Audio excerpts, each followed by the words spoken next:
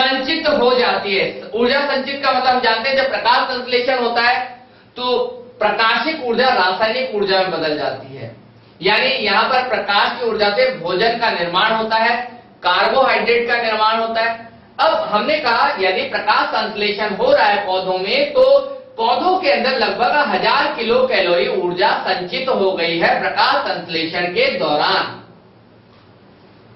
लेकिन पौधा तो एक जीव है और जीवों के शरीर में जैविक क्रियाएं होती है, जैसे श्वसन या फिर अन्य शरीर की और भी प्रक्रियाएं। तो जब श्वसन या अन्य जैविक प्रक्रिया होती है तो क्या उनमें ऊर्जा खर्च नहीं होती?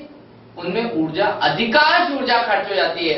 तो जब पौधों में 1000 किलो कैलोरी ऊर्जा बनी है, कैसे? प्रकाश संश्लेषण से बनी है, संचित है, लेकिन उसमें से 90% ऊर्जा खर्च हो जाती है पौधे की खुद की क्रियाओं में, जैविक प्रक्रियाओं में। तो अब इनमें कितनी ऊर्जा बचेगी? केवल 10%, और वह केवल 10% ऊर्जा ही अगले जीव में जाती है, यानी शाकाहारी में।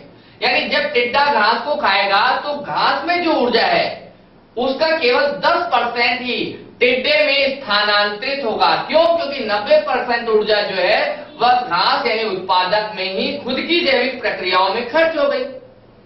यदि हम बात करें 1000 किलो कैलोरी की बात करें, तो यहां टिड्डे में यानी प्राथमिक उपभोक्ता के अंदर यह ऊर्जा यदि बात की जाए तो कितनी ऊर्जा केवल मात्र जाएगी?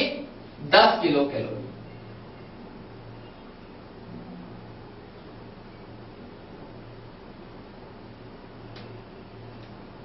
100 किलो कैलोरी।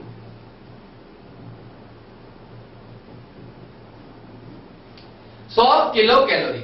अब ये जो 100 किलो कैलोरी जो ऊर्जा जो प्राथमिक उपभोक्ता के अंदर है, क्योंकि यह टिड्डा जो है प्राथमिक उपभोक्ता है, एक जीव है, तो इसके शरीर में भी तो जैविक क्रियाएं होंगी, तो इसकी 90% यानी 90% ऊर्जा इसकी शरीर की जैविक प्रक्रियाओं में खर्च हो जाएगी। तो आखिर फिर अगले पोषी स्तर में कितनी जाएगी? केवल 10%। तो ऐसी स्थिति में अगले पोषी स्तर यानी मेंढक में जो ऊर्जा होगी, संचित ऊर्जा वह होगी 10 किलो कैलोरी। ऐसे ही यही प्रक्रिया यदि चलती जाए तो अगले पोषी स्तर के अंदर जाते ही यह ऊर्जा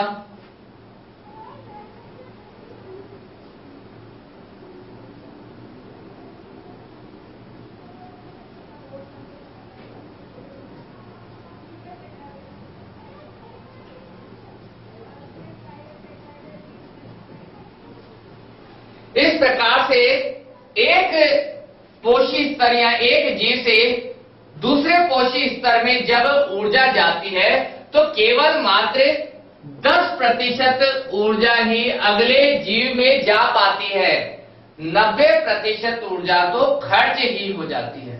और इस नियम को कहा जाता है 10% ऊर्जा स्थानांतरण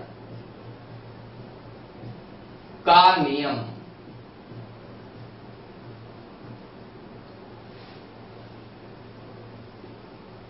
और यही नियम है, यह हमें दर्शाता है कि अगर कोई खाद्य श्रृंखला बहुत लंबी है तो अंतिम यानी चरम मांसाहारियों की यदि हम बात करें तो उन चरम मांसाहारियों को बहुत कम मात्रा में ऊर्जा मिल पाती है। पौधों में जो निर्मित ऊर्जा को देखें तो 1000 किलो कैलोरी, लेकिन अंतिम जो चरम मांसाहारी वहां केवल 0.1 किलो कैलोरी, यानी इतनी कम ऊर्जा ही चरम मांसाहारियों में पहुंच पाती है। इसीलिए खाद्य श्रृंखला 4 या 5 पोषी स्तर से अधिक नहीं होनी चाहिए, अन्यथा अंतिम जो पोषी स्तर यानी चरम जो उपभोक्ता होते हैं उन्हें भोजन का बहुत कम अंश ही मिल पाता है। तो यह है पारितंत्र में ऊर्जा का प्रवाह। पारितंत्र में ऊर्जा का प्रवाह जब एक पोषी स्तर से दूसरे पोषी स्तर में होता है तो केवल 10% ऊर्जा ही एक पोषी स्तर से दूसरे पोषी स्तर में पहुंच पाती है, और केवल 90% यानी 90% जो ऊर्जा है वह खर्च हो जाती है। इसे कहते हैं 10% ऊर्जा स्थानांतरण का नियम।